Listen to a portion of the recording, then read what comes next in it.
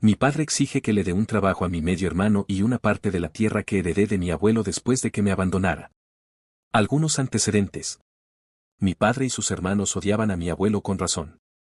Cuando crecieron, su padre era un alcohólico abusivo con ellos y con mi abuela. Cuando ella murió, mi padre y sus hermanos se fueron de casa cuando cumplieron 18 años y nunca regresaron. A excepción de mi padre, ninguno de ellos volvió a hablar con él. Mi padre habló con mi abuelo 2 veces después de irse de casa. Yo tenía 8 años, en el funeral de mi madre, cuando conocí a mi abuelo. Se me acercó, se arrodilló en el suelo frente a mí y se presentó, me preguntó cómo estaba, pero antes de que pudiera decir nada, mi padre me había alejado de él. Gritó un poco y luego me arrastró. Tenía 11 años cuando lo volví a encontrar. Cuando mi padre me dejó en su casa y me dejó allí. Unos años más tarde descubrí que fue porque la nueva esposa de mi padre no me quería cerca. Puede que pienses que mi padre era un idiota por hacer eso, yo sé que lo pensé, pero resultó ser lo mejor que pudo haber hecho por mí. Aunque lo odiara por ello. Mi abuelo y yo nos hicimos muy amigos. Sus días de alcoholismo habían quedado atrás y él me enseñó todo. Tenía muchas tierras. Muchas tierras. Me enseñó a cultivar verduras, a cultivar, a mantener la propiedad y cuidar la tierra, a cuidar de los animales, a cazar, y me animó a estudiar. Yo era más feliz cuando él y yo trabajábamos juntos la tierra. Durante todo ese tiempo en el campo, trabajando en un proyecto u otro, me contó de su vida y de lo que le había hecho a su familia. No puso excusas, no intentó justificar su comportamiento, me contó todo el daño y el dolor que les causó. Cuando le pregunté por qué no intentaba reconciliarse con sus hijos, dijo que no pueden olvidar lo que les hizo pasar. Lo comprendió y lo aceptó. Tenía 26 años cuando murió. Llamé a mi padre para avisarle. Tenía que decirle quién era. No se quedó mucho tiempo en la línea. Me dijo que me encargara del funeral y luego colgó. Sabiendo lo que sabía de su infancia, no lo culpé, pero ni siquiera me preguntó cómo estaba. El resentimiento que ya tenía hacia él aumentó. Después del funeral, en el velorio, una joven se presentó. Era mi prima.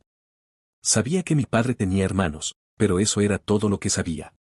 Nunca los había conocido, no sabía nada sobre ellos, así que no llamé a ninguno de ellos para contarles sobre mi abuelo. Le pregunté cómo lo sabía y me dijo que mi padre había llamado a su madre. Pasó unos días en la ciudad después del funeral y nos mantuvimos en contacto después. Nos hicimos, y todavía lo somos, muy cercanos. Un par de años después, cuando dijo que se mudaría a la ciudad, le di un acre de tierra. Ella, su esposo y sus hijos todavía viven allí hoy. Mi abuelo me dejó todo. Mi padre y sus hermanos no impugnaron el testamento. Mi prima me dijo que su madre no quería nada, ni un centavo, de su padre. Supongo que el resto también pensaba así porque ni yo ni mi abogado supimos nada de ellos. Hasta la semana pasada. Mi padre me llamó. Su hijo necesita un nuevo comienzo. Al parecer, quiere mudarse a mi casa para ayudar con mis negocios. Tengo algunos pequeños negocios que dirijo fuera de mi propiedad.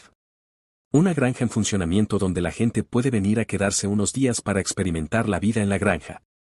En 3 áreas separadas de la granja hay 3 cabañas rústicas con literas que alquilo a personas que quieren descansar unos días en un entorno tranquilo y pacífico.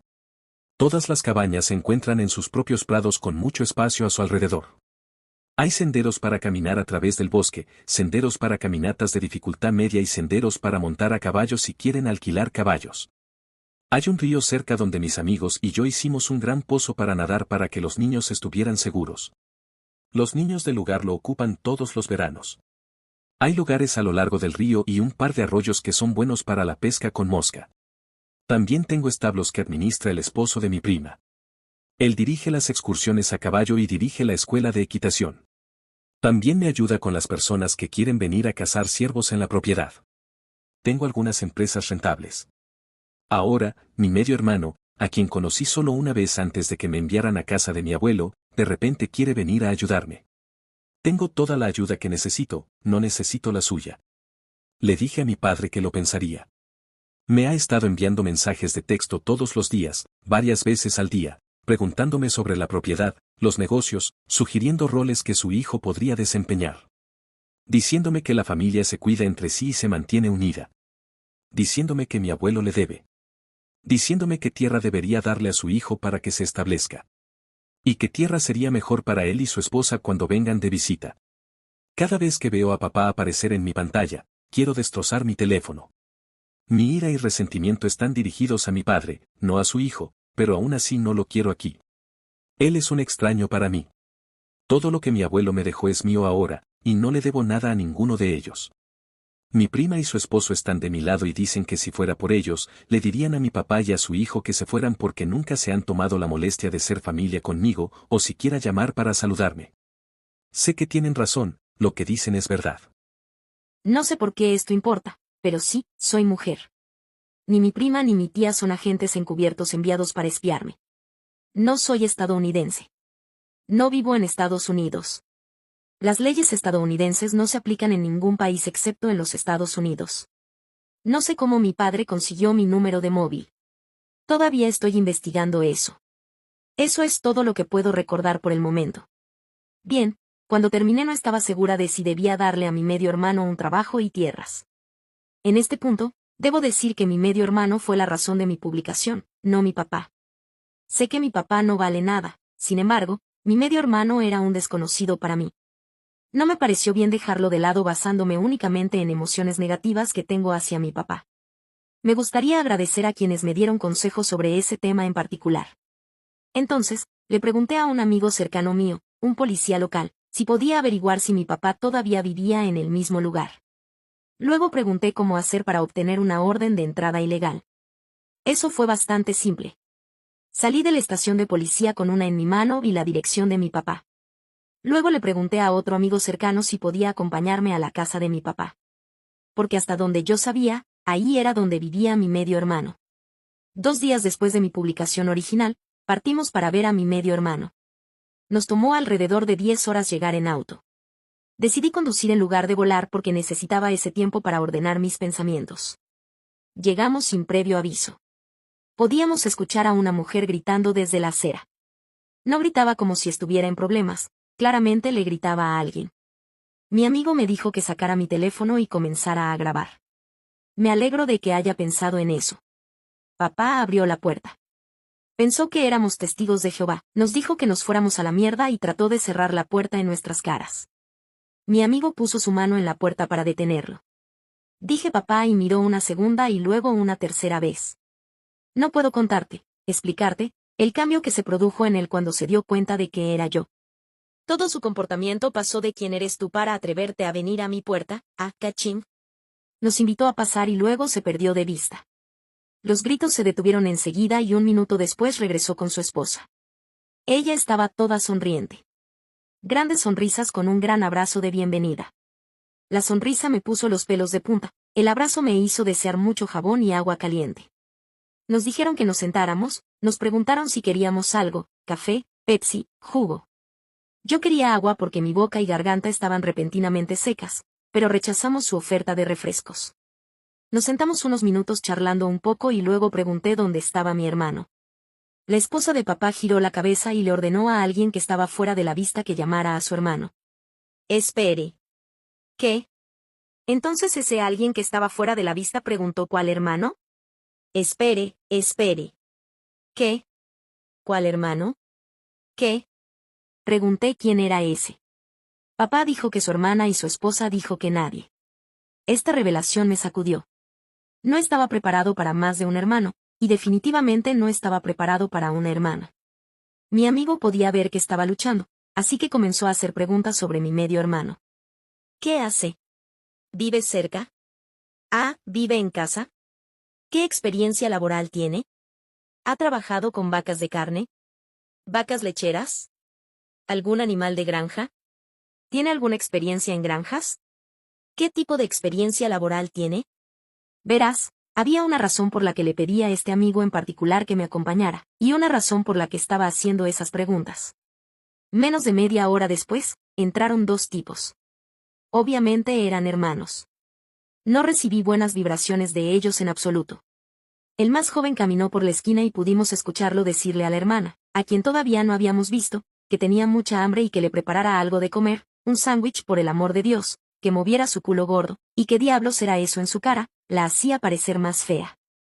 El mayor entró y se sentó al lado de su madre. Se reclinó en su asiento como si fuera un trono y él fuera el rey. A juzgar por la mirada en el rostro de su madre, fue criado para creer eso. Miró a mi amigo, lo despidió, luego a mí y sonrió. Él dijo que tú eres la perra que me va a tender una trampa. Lo dijo como si ya fuera un trato cerrado. Yo le dije que no era yo. Miré a mi amigo y me dijo que no lo iba a contratar. Pasaron 2 o 3 segundos antes de que la esposa de mi padre me preguntara a qué nos referíamos. Les dije que no tenía puestos disponibles y que no iba a aceptar nuevos empleados, pero que mi amigo estaba buscando peones agrícolas. Entonces me dijo que ya no buscaba más. Entonces me preguntó qué pasaba con la tierra. Mi amigo dijo que el trabajo incluía una cabaña de 2 habitaciones con un alquiler reducido, pero que el puesto ya no estaba disponible. Entonces todo explotó. Hubo acusaciones de que me estaba comportando con superioridad sobre ellos, de que era un creído, de que pensaba que era mejor que ellos, de que les debía algo, de que era un cazafortunas codicioso, de que probablemente estaba abriendo mis piernas para el viejo antes de que muriera, de que siempre supieron que yo era defectuoso. La esposa de mi padre intentó atacarme, pero levanté el brazo, le agarré la cara con la mano y le empujé hacia atrás. Se dio la vuelta hacia atrás sobre el brazo del sofá. Mi padre trató de atacarme y mi amigo se interpuso entre nosotros, le dio un puñetazo en el estómago y terminó en el suelo. Entonces mi medio hermano malcriado trató de defender a su padre atacando a mi amigo y recibió un puñetazo en la mandíbula por su esfuerzo. Él también terminó en el suelo. Saqué la orden de entrada, la dejé al lado de mi padre, les dije lo que era y luego nos dirigimos a la puerta. Al salir, vimos al otro hermano parado allí en estado de shock, pero apenas se dio cuenta. Estaba demasiado ocupado mirando a mi hermana. Era hermosa, tenía rasguños en la cara y un labio hinchado. Se suponía que debíamos conducir directamente a casa. Ese era el plan. Pero no podía irme, no podía, y mi amigo no me dejaría allí solo. Conseguimos un hotel y pasamos un par de días vigilando la casa de mi padre. Finalmente vi a mi hermana irse y la seguí hasta una tienda de comestibles. Esperé afuera a que saliera. Se asustó cuando me vio. Ella me dijo que tenía que irme, volver a mi granja, que sus hermanos estaban hablando de lo que me harían si tuvieran la oportunidad. Le dije que no me preocupaban. Me acerqué a ella lentamente como si fuera uno de los animales rescatados en mis establos. Hablé con calma, con las manos a los costados pero a la vista de todos, sin movimientos bruscos. Hablé con ella durante varios minutos sobre la propiedad, lo que hacemos allí, lo que ofrecemos. Incluso mientras escribo esto, imagino que puedo escuchar a la mayoría de las personas de mi publicación original advirtiéndome que tuviera cuidado, que no confiara en ella, ella es como las demás. Pero mis instintos me decían otra cosa. Le pregunté si tenía un teléfono y luego le di mi número, le dije que podía llamarme, enviarme un mensaje de texto en cualquier momento del día o de la noche, que respondería. Entonces me eché atrás. Le dije que esperaría su llamada. En nuestro largo viaje a casa, me envió un mensaje de texto, preguntándome si tenía perros. Ha pasado aproximadamente una semana desde entonces. Me envía mensajes de texto todos los días, varias veces al día. Me llamó anoche a las 2 de la mañana. Hablamos durante 1 hora sobre los perros y al final de la llamada me dijo que cumplirá 18 años en mayo. Tengo la sensación de que quiere preguntar si puede venir aquí cuando pueda dejar legalmente a sus padres. La recogeré yo mismo el día de su cumpleaños si eso es lo que quiere.